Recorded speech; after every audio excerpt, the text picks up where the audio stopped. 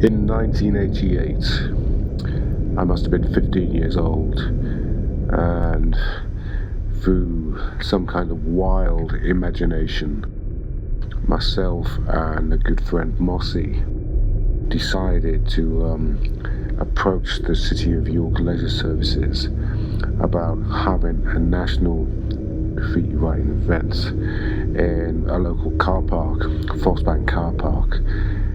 And they said yeah, and what unfolded was just chaos.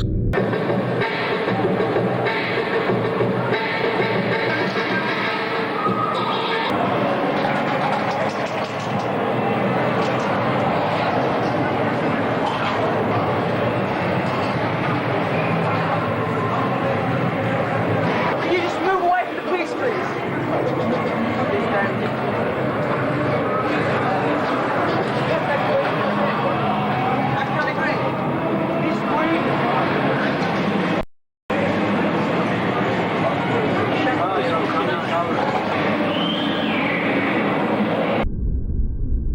Nobody was prepared for the sheer volume of writers from all over the country.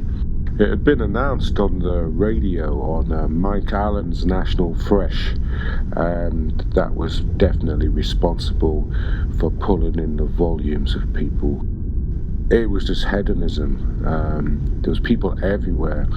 No ladders, no health and safety. People were standing on shopping trolleys that had been taken from the Sainsbury's next door. The tagging was everywhere. It was just a whole different level of hedonism. And this footage is probably the only footage in existence that we're aware of. This was filmed by Goldie's manager, Martin Jones, who'd organised a coachload of people from Birmingham with Goldie, and things just exploded.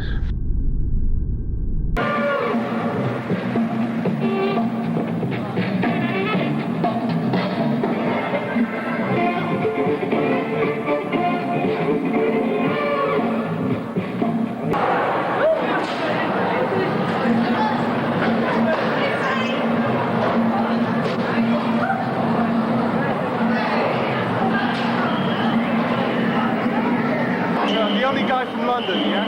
Right, yeah, the others can't afford it. You should have come on the Jones coach. It's taken too long. I mean, the train service is 4 hours. Yeah. Well, We've only just got here. Yeah. Well, I started out at 8, so it's amazing. They all got on at Peterborough, I think it was. There's loads of lads just got on.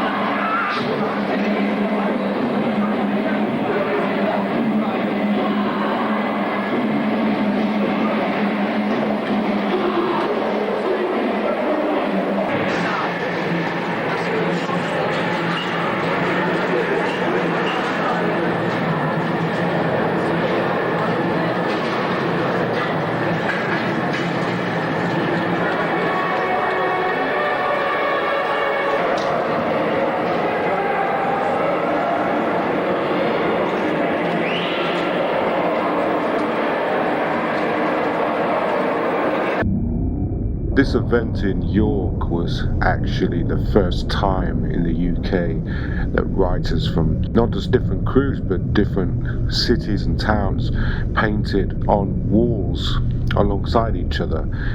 Back then it was unheard of, and even on this day you could feel the tension. Rivalry between all the different crews and artists was ripe. People stealing paint. There was a whole incident where the Birmingham crew was going around checking everybody's paint for a missing can of green that had been apparently stolen from Goldie, and there was a big confrontation with the Birmingham and the Sheffield crew.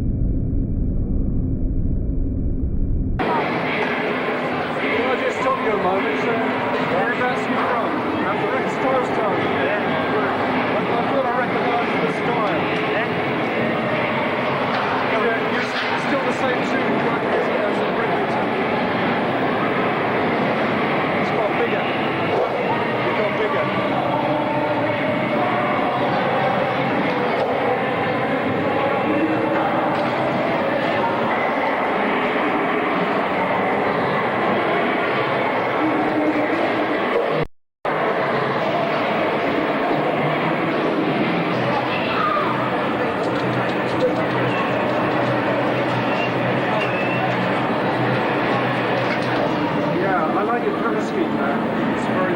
Sunday. Yeah. Something nice to church. A little bit like those guys over there. They've got a nice cover scheme. They're doing nice little effects. Yeah, it's nice. Where are you from, boy? Leicester, is it? Yeah, near Leicester.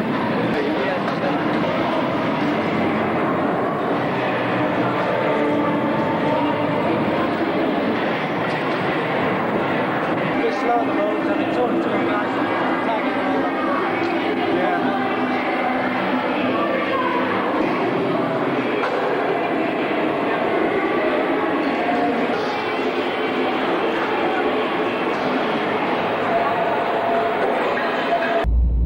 Tagging, the place just got bombed, absolutely bombed.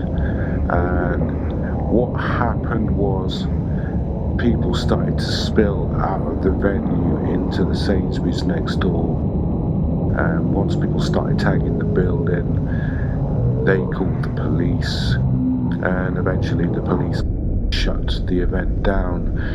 So a lot of the work in there was left unfinished. The car park stayed like this for years. I think it was cleaned about 1994, along with a big piece I'd done in there, but for some reason the council contacted me to paint a new piece. So in 1996 I did a piece, and it's the only piece in there, and it's still there today. So that's some kind of testimony, considering all the press, apart from The Guardian, which was a good review of the event, the local press hated it.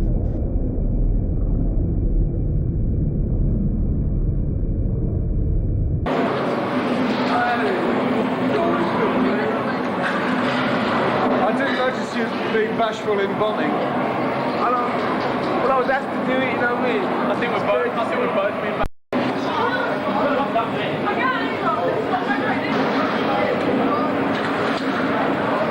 Let's have a brief word with the artist here. You're from Sheffield, aren't you? Yeah. And this is the friend of the famous, I gather. It's Charles? Yeah, that's right. What did he have to say about your art? I thought it was very good, and I hope that it will be successful in future. Did he say buy one of your canvases? Well, I didn't quite go that far. Yeah, Well, it's nice, it's a complex piece. I hope you can pull it off in the time allocated. I also too. Did you arrive late? Yeah, got here about 12 o'clock. Was that What's your name again? Marco, but around respect. Respect. Yeah. This event in York was definitely inspired by the 1987 Bridlington competition on hoardings around the train station.